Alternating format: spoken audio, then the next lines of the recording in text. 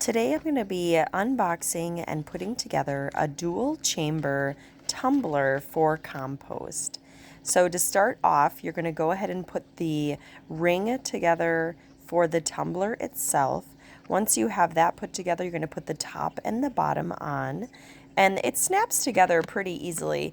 On a few spots it did require a little bit of extra body strength to just kind of push those clasps into place.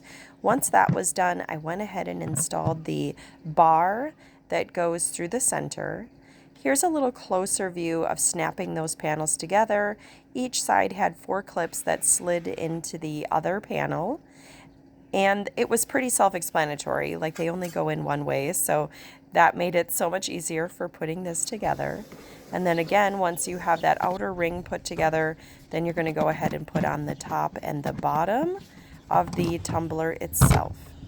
There was a spacer in between each tumbler that goes on that bar as well. Once you've got the bar through, then you're going to put on the other end that you can install the legs and the bracer bar.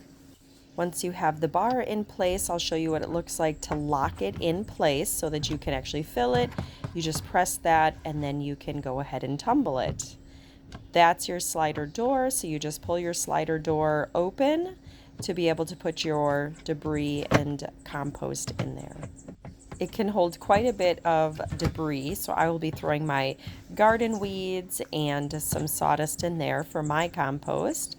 Each side spins independently. Each side also has a lock attached to the leg that holds it in place. And then again, you can just open your slider doors. Now to start composting.